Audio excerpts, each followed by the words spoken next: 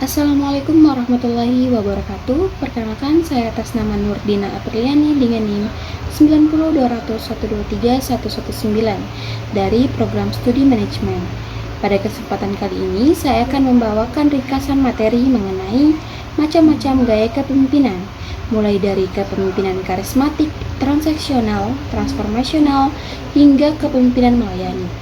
Melalui pembahasan ini, kita akan melihat bagaimana peran seorang pemimpin bisa memengaruhi dan menginspirasi orang-orang di sekitarnya. Baik, langsung saja kita mulai pembahasannya. Kepemimpinan bukan hanya soal jabatan atau kekuasaan. Kepemimpinan adalah kemampuan untuk mempengaruhi, menggerakkan, dan menginspirasi orang lain agar berjalan bersama mencapai tujuan yang sama. Dalam kehidupan sehari-hari, kita mengenal banyak gaya kepemimpinan yang memiliki ciri-ciri berbeda. Kali ini kita akan membahas beberapa di antaranya, yaitu kepemimpinan karismatik, transaksional, transformasional, pertukaran antara pemimpin dan anggota, serta kepemimpinan melayani. Kepemimpinan karismatik adalah gaya kepemimpinan yang muncul dari daya tarik dan pesona pribadi seorang pemimpin.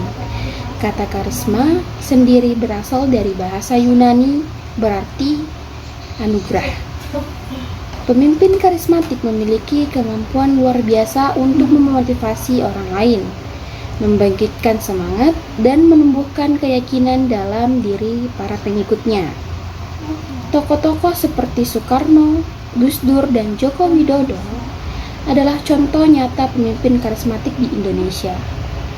Soekarno dikenal dengan semangat nasionalisme dan wibawanya yang tinggi. Gus Dur dikenal karena kebijaksanaan, toleransi, dan kecintaannya terhadap kemanusiaan. Sedangkan Joko Widodo memiliki karisma lewat sikap tenang, sederhana, dan tindakannya yang nyata untuk rakyat.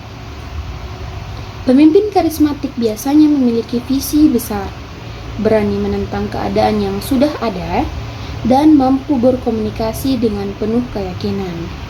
Mereka tidak hanya memerintah, tetapi menggerakkan hati pengikutnya untuk percaya pada visi yang mereka bawa.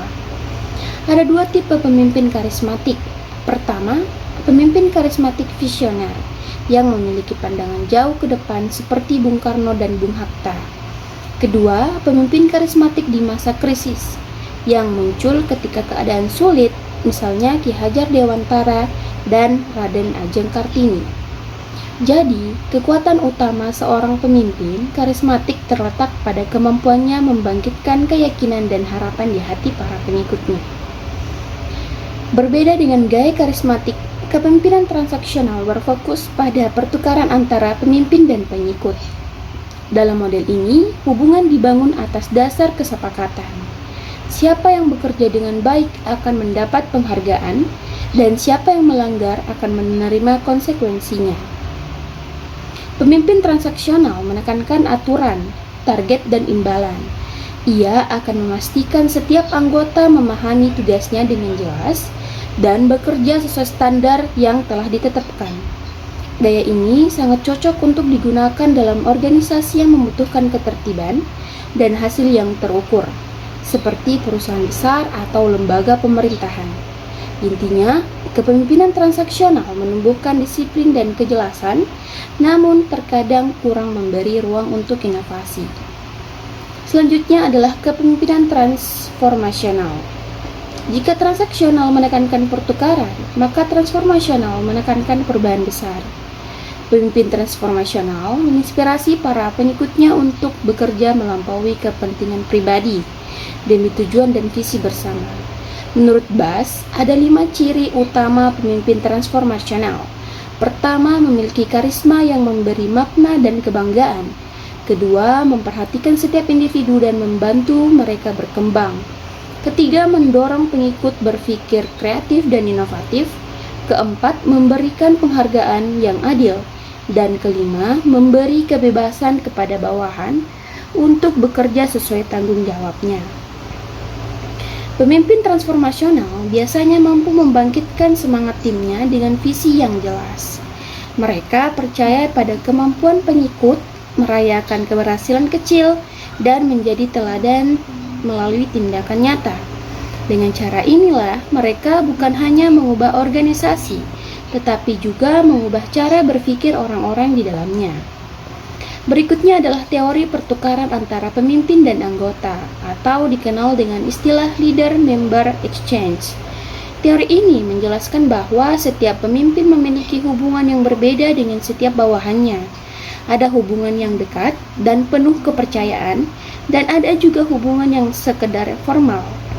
Kualitas hubungan ini memengaruhi seberapa besar dukungan kepercayaan dan kesempatan yang akan diterima seorang anggota. Pemimpin yang bijak akan berusaha membangun hubungan baik dengan semua anggotanya, agar tidak ada yang merasa diperlakukan tidak adil. Kemudian, gaya pemimpin yang terakhir adalah kepemimpinan melayani. Konsep ini diperkenalkan oleh Robert Greenleaf yang mengatakan bahwa seorang pemimpin sejati adalah mereka yang mau menjadi pelayan bagi pengikutnya. Pemimpin melayani tidak mengandalkan kekuasaan, tetapi mengutamakan empati, kepedulian, dan pertumbuhan orang lain.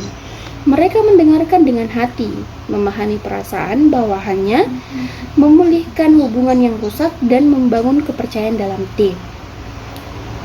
Kepemimpinan melayani tidak hanya membuat organisasi sukses, tetapi juga menumbuhkan rasa kemanusiaan dan kebersamaan. Nah, dari berbagai gaya kepemimpinan yang telah kita bahas, kita belajar bahwa tidak ada satu gaya yang paling sempurna. Kepemimpinan karismatik menginspirasi dengan daya tarik, kepemimpinan transaksional menegakkan kedisiplinan, kepemimpinan transformasional membawa perubahan besar. Teori pertukaran pemimpin dan anggota mengingatkan kita pentingnya hubungan yang baik, dan kepemimpinan melayani mengajarkan bahwa seorang pemimpin sejati adalah mereka yang mau melayani dan menumbuhkan orang lain. Jadilah pemimpin yang menginspirasi dan melayani, karena di sanalah kekuatan sejati kepemimpinan ditemukan. Demikianlah penjelasan saya mengenai berbagai gaya kepemimpinan. Dari pembahasan tadi kita belajar bahwa menjadi pemimpin itu tidak cukup hanya berwibawa, tapi juga harus punya hati yang mau melayani. Karena pada akhirnya pemimpin yang hebat bukan hanya yang bisa memberi perintah, tapi juga bisa ikut turun tangan membantu timnya.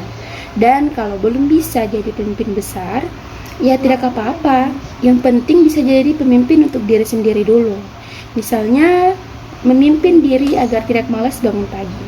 Sekian dari saya, Nurdina Apriliani dengan NIM 902012319. Terima kasih sudah menonton, semoga bermanfaat. Wassalamualaikum warahmatullahi wabarakatuh.